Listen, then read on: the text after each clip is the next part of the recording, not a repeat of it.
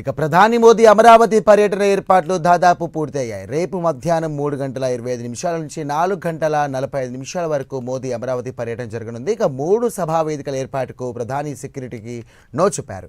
సభా వేదికపై 14 మందికి అనుమతించారు. ఇక ప్రధాని మంత్రి Modi, governor, CM Chandrababu, deputy CM Pawan Kalyan, మంత్రి నారా లోకేష్, కేంద్ర మంత్రులు రామ్మోహన్ నాయుడు, పెమ్మసాని చంద్రశేఖర్ తదితరులు సభా వేదికపై ఉండనున్నారు. ఇక మొదట మంత్రి నారాయణ స్వాగతోపన్యాసం చేయనున్నారు.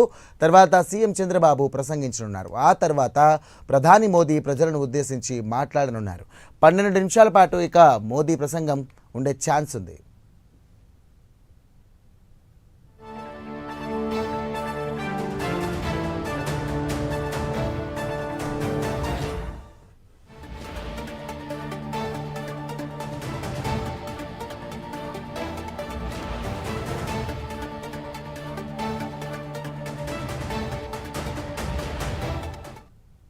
రైట్, ఇదే అంశానికి సంబంధించి మరిన్ని డీటెయిల్స్ మా కరెస్పాండెంట్ రవికృష్ణ అందిస్తారు. రవికృష్ణ, చెప్పండి. అమరావతి పునర్నిర్మాణం భాగంగా ఇక ప్రధానమంత్రి నరేంద్ర మోదీ రేపు రానున్నారు. దీనికి సంబంధించి కూడా అధికారులు ఎలాంటి ఏర్పాట్లు చేస్తున్నారు?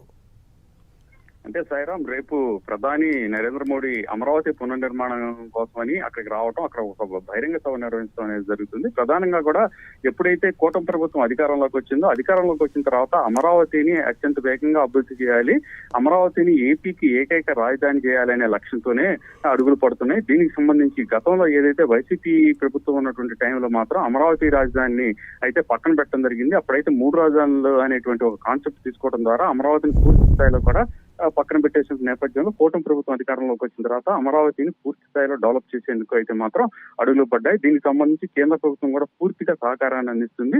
అదేవిధంగా ఐడిబిఐ బ్యాంకు కానివ్వండి, వరల్డ్ బ్యాంక్ కానివ్వండి, అమరావతి నగర నిర్మాణానికి పూర్తి స్థాయిలో కూడా నిధులు అందించేటువంటి ప్రక్రియ అయితే కొనసాగుతున్నటువంటి నేపథ్యంలో అమరావతి పునర్నిర్మాణ సభ అనేది రేపు ఏర్పాటు చేయడం జరిగింది. ఈ ఏర్పాటుకు సంబంధించి ప్రధానంగా మొత్తం అమరావతి ప్రాంతంలో సంబంధించినటువంటి రైతులు ఎవరైతే ఉన్నారో, రాజధానికి భూములు ఇచ్చినటువంటి రైతులందరినీ కూడా దీనికి ఆహ్వానించినటువంటి పరిస్థితి. నిన్ననే దానికి సంబంధించి ఎవరైతే అమరావతి ప్రాంతంలో ఉన్నటువంటి రైతులు ఎవరైతే ఉన్నారో వాళ్ళని జేఏసీ ఇంటికి వెళ్లి మహిళలకు బొట్టు పెట్టి మరీ ఆహ్వానించినటువంటి పరిస్థితి కనపడింది. ప్రధానంగా ఈ సభకు మొత్తం 5 లక్షల మంది హాజరవుతారు అనేటువంటి ఒక అంచనా ఉంది. ప్రధానంగా ఇక్కడ ఏదైతే ఈ సభ జరగనుందో ఈ సభకు సంబంధించిన ప్రాంగణం మాత్రం 100 ఎకరాల్లో ఏర్పాటు చేశారు.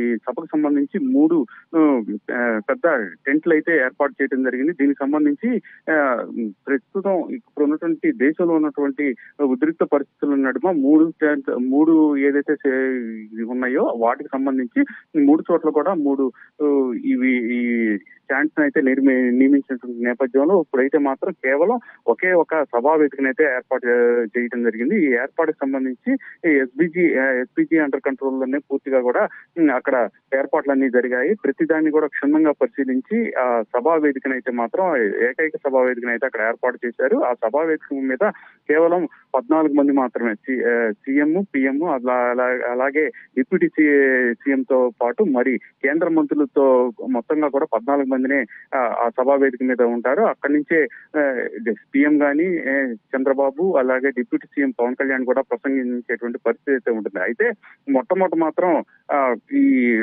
ప్రధాని మోడీ రాజధాని ప్రాంతంలోకి హెలికాప్టర్లోకి వచ్చిన తర్వాత అక్కడ నుంచి సభా వేదిక వరకు కూడా ఒక ర్యాలీ ఉన్నట్లుగా కూడా రోడ్ షో ఉంటుందని ప్రకటించారు. కాకపోతే ఇప్పుడు ఉన్నటువంటి పరిస్థితుల దృష్ట్యా అయితే మాత్రం రోడ్ షో అయితే క్యాన్సిల్ చేశారు.